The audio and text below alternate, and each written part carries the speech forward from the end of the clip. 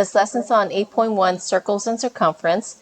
A circle is a set of all points on a plane that are the same distance from a point called the center. So the center of the circle is really important because it needs to touch the center and then to the outside of the circle.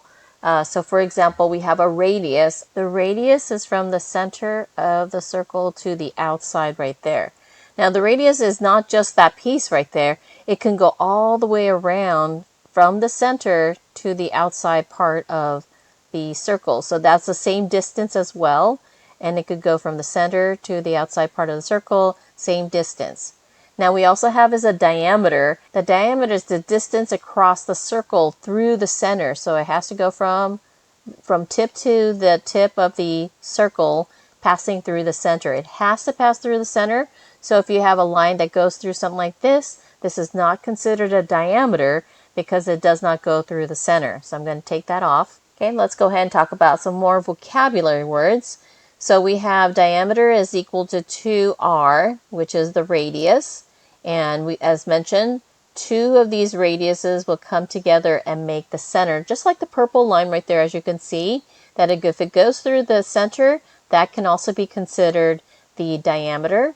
Also for radius, the formula is diameter divided by 2. These are important facts because when we're finding circumference today, we need one of the formula or the other, depending on the situation. So in the first formula, circumference is equal to pi times d, the diameter. So if you're given diameter, you're going to go ahead and use that formula. But if you're not given that diameter and you're given radius instead, you're going to use the second formula, which is circumference equals pi times 2r. As we mentioned, 2r is equal to a diameter. In example 1, we're finding the circumference of the object, and we're using the number 3.14 for pi. So in this picture, I can see that I have is a diameter because it's going from one end of the circle to the other end, and it's passing through the center right there. So this is diameter. So I'm going to use this formula right there. And we're going to go ahead and set it up. So we're going to use the formula C equals pi, which is 3.14, and then times by 9 because the diameter is 9. Now I'm going to go ahead and do it by area modeling and work it out. So we have 314, so 310 and 4, and then we're going to go ahead and multiply by 9 out here. So 9 times 3 gives us 27, and I have 2 zeros. 9 times 10 is 9 with a 0. 9 times 4 is 36. So we're adding up all those numbers, 2,790 and 36. So that gives us 6. 9 plus 3, 12. 7 plus 1 is 8, and 2. And so since I moved over 2 decimal places over here from the back, I'm moving 2 decimal places over. So we're going to have 28.26. So that is the circumference of this plate. In example 2, we're finding the circumference of the slice of orange that we have. We have 2 inches on the radius of the orange. So from the center to the outside, this is a radius of 2. So since I'm given a radius of 2, we're going to go ahead and use this formula right here.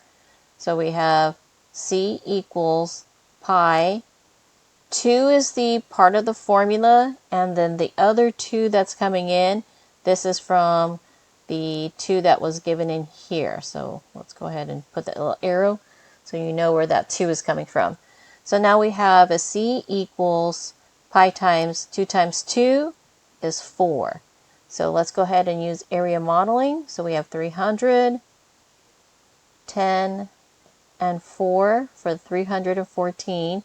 And we're going to multiply by 4 in here. So 4 times 3 gives us 12, and we have 2 zeros. 4 times 10 is 40. 4 times 4 is 16. So now we're ready to add up all the numbers right here. So I have 40 and 16. So we have 6. 4 plus 1 is 5, 2, and 1. And again, 314 was 2 decimal places. 314 was 2 decimal places over. So from the back here, we have to move 2 decimal places over. So C equals 12.56. In example 3, we're given the perimeter of a semicircular region.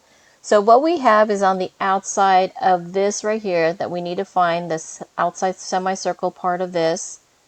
And then we're also going to find the inside part as well.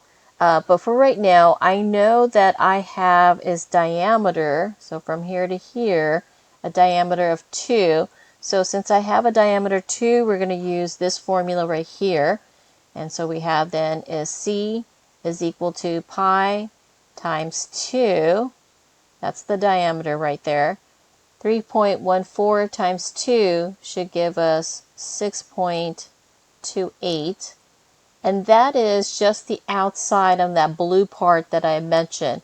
So because it's in the outside, we have to divide by 2 because this formula right here gives us the whole circle. So if I needed to find all the way around on the circle, that gives us the 6.28. But since we only need half of that, we're going to divide it by 2 to find out that the circumference is equal to 3.14. So we need to add the 2 feet, the purple line right there. So I'm going to put perimeter equals 3.14 because that was from the semicircle part of it. And we're going to add the 2, which is on the diameter part of that. So that should give us 5.14 as the full perimeter of this object. Example 4, we're also finding the perimeter of the semicircle. But in this case, we're given the radius of our semicircle. So we're going to use this formula right here.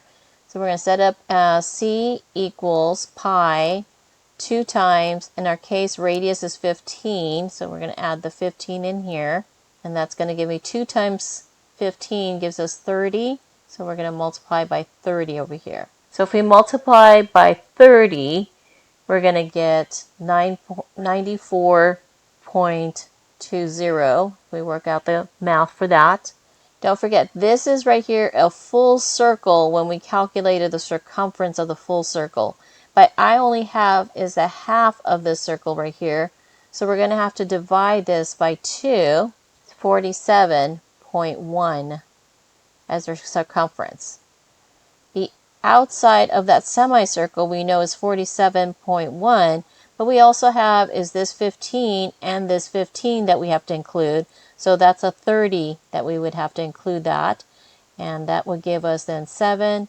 So perimeter of this total semicircle would be then 77.1 inches.